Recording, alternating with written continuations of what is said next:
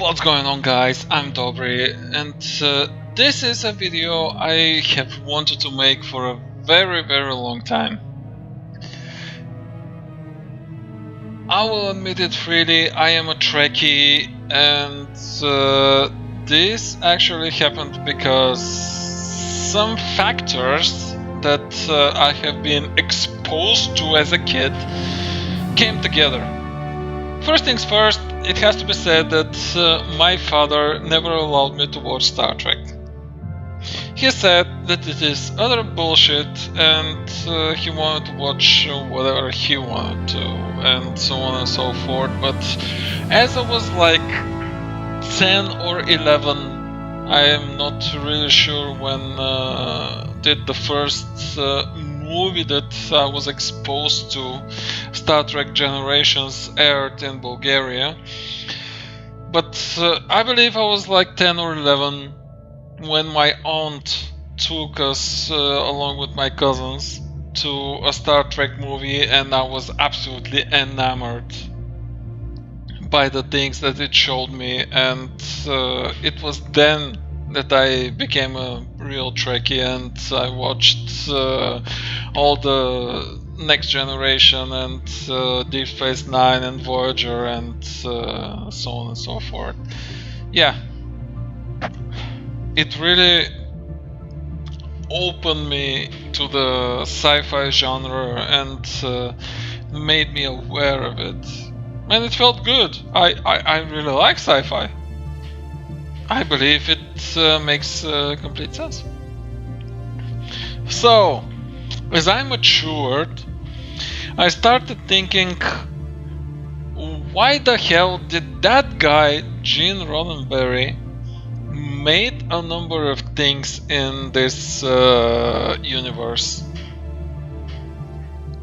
And the more I was maturing, the more I was realizing that he was using everything that he was exposed to, the way that I was exposed to as I was a kid or young adult and so on and so forth.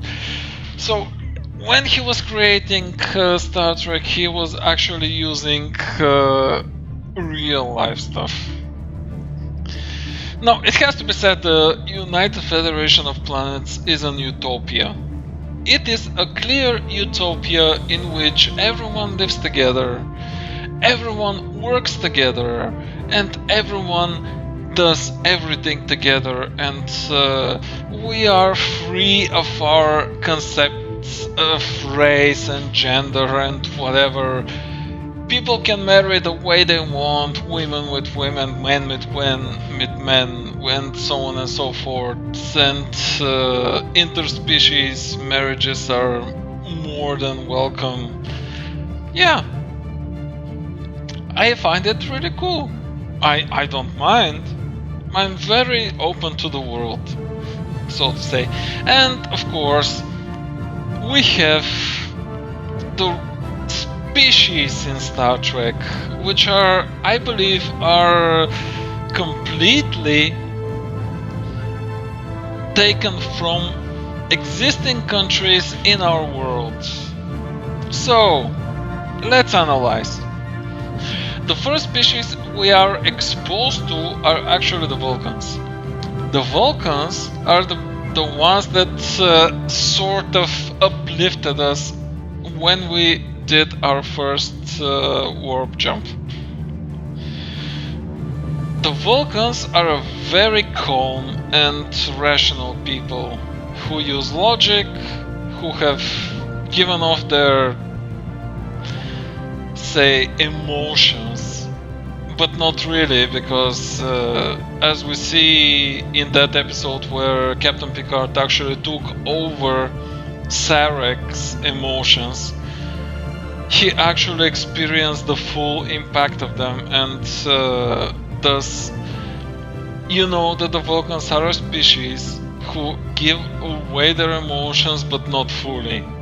And I believe that the Vulcans in our real life are the Germans, because I live in Germany right now, even though I am a Bulgarian, and I can see this all all around me. Now the thing is, I see people who are very calm, very rational, and I believe that the Vulcans were largely inspired by the Germans, because if you give a German guy a certain set of tasks and they're listed like 1, 2, 3, 4, 5, the German guy will do the 1, 2, 3, 4, 5 and will not question or do anything outside that. And I find this really cool, because the way while it can be a hindrance, it can also be a huge boost to the productivity of a country. And I believe this is how Germany recovered from the Second World War. But that's another matter. So next thing, we are exposed to our first adversary, which are the Klingons. I believe the Klingons are the Japanese. Klingons are all about honor and loyalty, and this is what the Japanese are as well. Because the way I'm looking at it, the Japanese are the type of people who are also deeply spiritual, and they condone suicide when it is in favor of honor and loyalty. And I believe that Gene Roddenberry saw that, and he made the Klingons in this way. The next race I'd like to talk about are the Romulans. Who are the Romulans? Like, the Romulans are one of the races that get not that much attention, but they are the ones that know everything. They're always in the right place at the right time, and they know how to react to every single situation due to their intelligence. So who could be the Romulans? USA, I do not think so. I believe that the Romulans are actually Russia. The Russians always know what is happening, where is it happening, and so on and so forth. So yeah, I believe that the Romulans are actually Russia.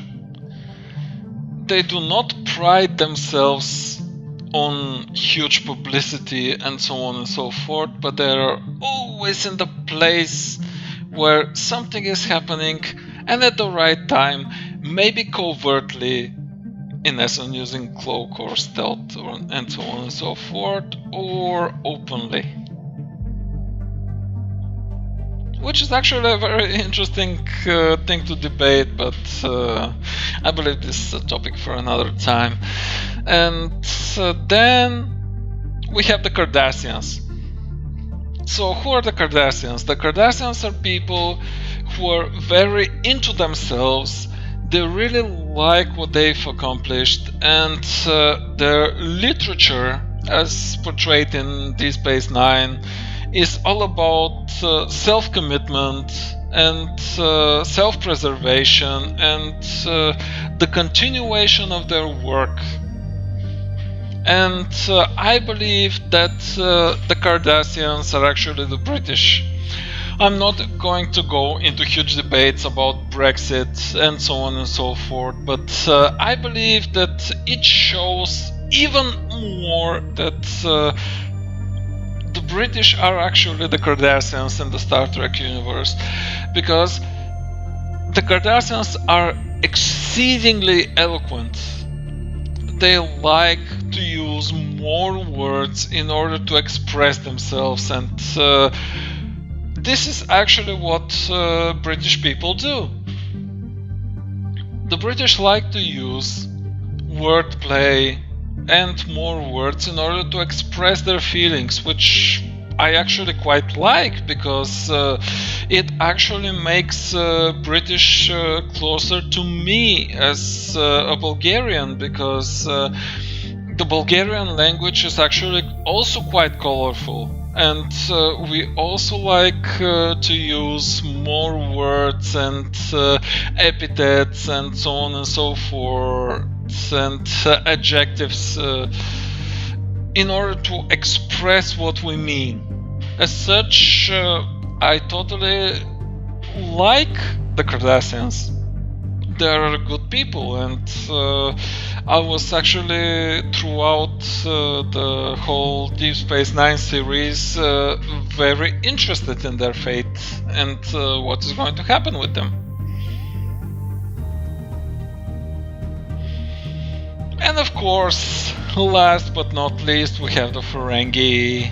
Who are the Ferengi? Are they the Americans? Are they the Jews? Are they anyone else? No. No. I say no. Because the Ferengi is us.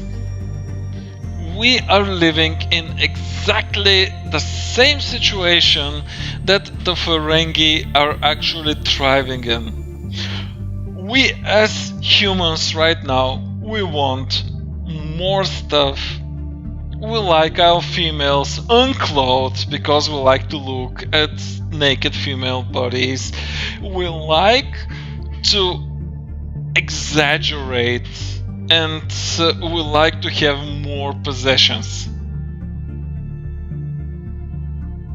Yeah. The Ferengi are us in our state of development, the way that I see the whole thing.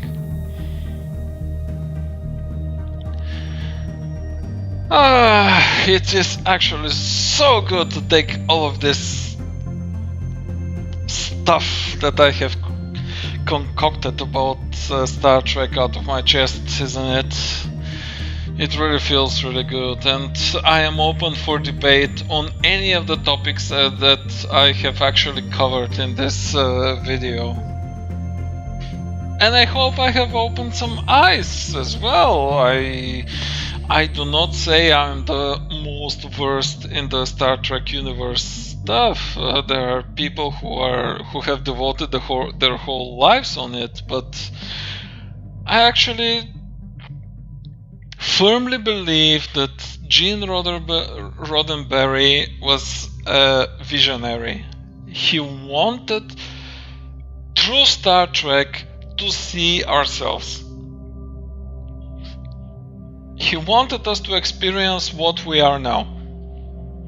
And I am deeply, deeply grateful for him. For him ever existing, for starts. And this is it.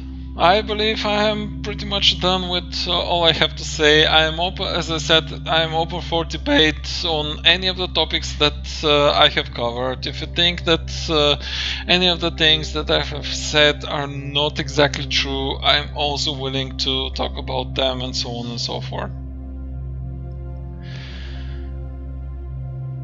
Yeah, so I hope you like this video, and I will see you guys in another one. Take care.